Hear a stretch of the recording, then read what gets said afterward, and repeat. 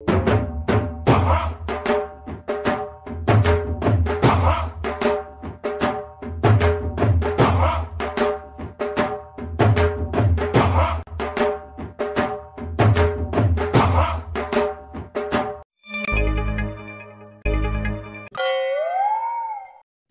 মানে এই প্রত্যেকটা দিন এইভাবে যদি তোরা রস খেয়ে যাইস, মানে আমি মালিকরে দিবা নাকি আর আমি নিবা নাকি? হ্যাঁ, মানে তোরা খাবি খা, তাই ঘুরে ফিরে আসে এই মদন মদন গুংড়ার কাছে রস তোরা কেন চুরিয়ে খাবি? হ্যাঁ, অন্য জায়গা তোরা সই দিস না। আর এই প্রত্যেকটা দিন আমার এই মদনের রস কম দিতে আই আর আমার দোষ গাড়ি নিতে আই। শালা তোরা ঘুরে ফিরে সেই মদন গুংড়া মদন ভাই যাইছে দেখো কাতে আজকে একটু বেশি এরে দিস, প্রত্যেকটা দিন তুই ভাই দিস, আজকে একটু বেশি এরে দে।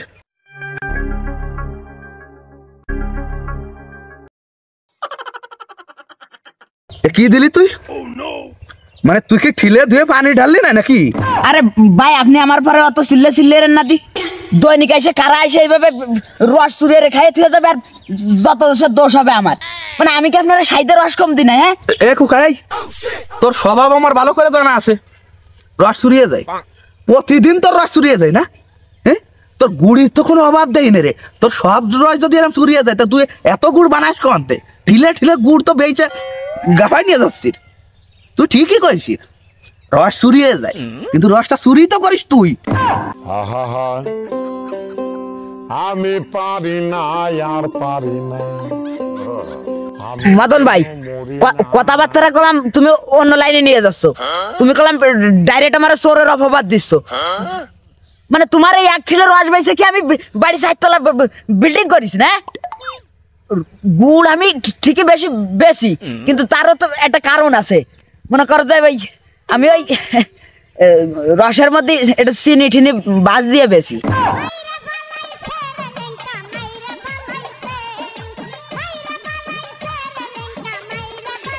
মানে তুই কে বলি কলি যে তুই চুরি চামারি করিস না? এই রসের ভিতর চিনি বাজাইয়ে যে গুড় বানাই বেচতিস, এটা কি? এটা চুরি না?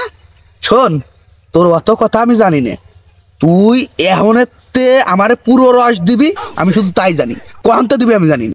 আরে ভাই গাছ তো তোমার একটা, মানে ওই এক গাছে তো আমি তোমার কয় ঠিলে রস দেবো? হ্যাঁ, আর রস যদি তোমার বেশি ভাতি হয় তাহলে তুমি এই রস চোরাটা ধরে দিও, নাহলে আমি চালিও তোমার রস মনে হয় যে বেশি দিতে পারছি। শুনেছি তুমি বলে বিশাল গুমড়া, এনে যে গুমড়ামতি আরো ওখানে যে মানুষ ফাটাই ফলে এ করো, তুমি রস চোরটা ধরে দেও একদিন, তারপরে বুঝবা না তুমি গুমড়া।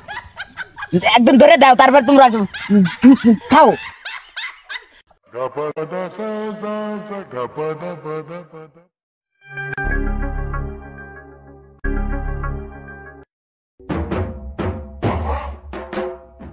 ভাই মদন কাকার গাছের তো আর কোনো গাছের তো খাওয়া যায় না। মনে কর যে মদন কাকা যে ডেঞ্জারাস লোক, মনে কর যে একবার যদি ধরা খায় তাহলে তো মনে কর যে বাঁচার কোনো লাইন থাকবে না রে। আরে তুই চুপ কর দি, ও যত বড় গুংড়া তার চেয়ে বেশি কিপটেও, এই জন্য ওই শালারটাই খাতে হবে। আর সমস্যা নেই, ধরা খাবো না রে। আর বাইসেন্স যদি ধরা খাইয়াও যাই তাও কোনো সমস্যা হবে না রে। ওই মদনের নট্টি আমরা 1 কিলো পার হয়ে যাবানি, সমস্যা নেই, তুই আয়, ধরা খাবো না। নাই ওই দেখ মানে বিপদের কথা করতেই মদন কাকা হাজির। কি আর বলবেন নে, নরমাল থাক। আরে মনে কর আমরা জগিং করতে আইছি, তুই নরমাল থাক, জগিং কর, আয় জগিং কর। আসসালামু আলাইকুম কাকা। ওয়ালাইকুম আসসালাম। তোরা এই সকালবেলা সকালে দৌড়াতে কোন যাচ্ছিস? আরে কাকা কোন জায়গায় যাচ্ছি নে, আরে আমরা মূলত ভালো হয়েছি জগিং করে বেড়াচ্ছি, বোঝো না? জগিং করলে শরীরটা ভালো থাকে, তাই করতেছি। ও যা তালি।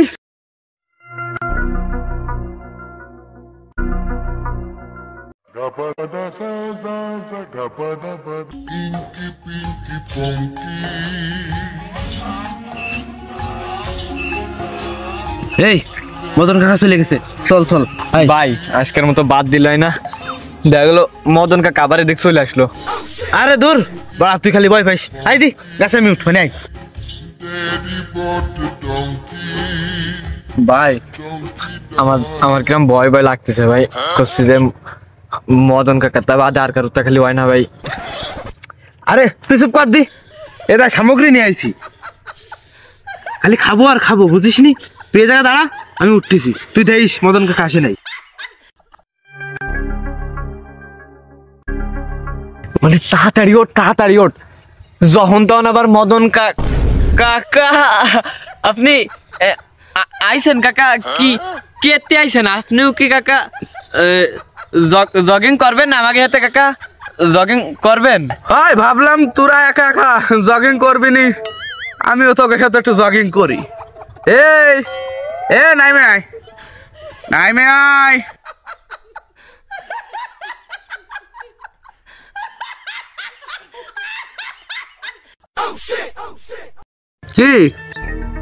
কি চলতেছে? ওই দেখ কাকা, তোমার কলাম না যে আমরা জগিং করতেছি।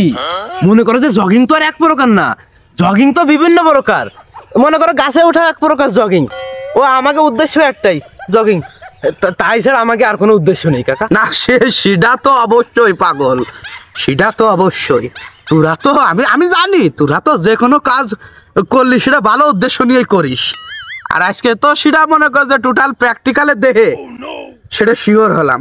হয় কাকা। তা কাকা আপনি তো দেখলাম এই বাড়ির দিকে যাচ্ছিলেন, তা আবার এদিকে আসলেন, মানে কাকা আপনার এদিকে আসার উদ্দেশ্যটা যদি একটু কতেন। আরে মনি, ও আর শুনিস নে, আমার এই গাছের তে দৈনিক কারা যেন রস চুরিয়ে রেখে বেড়াচ্ছে, তাকে ধরার উদ্দেশ্যেই আসলাম।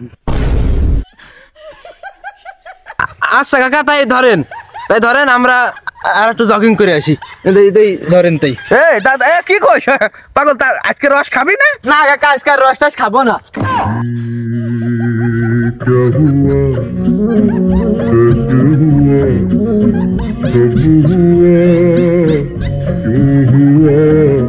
খাবি না আজকে? আর তো চোরের গোষ্ঠী।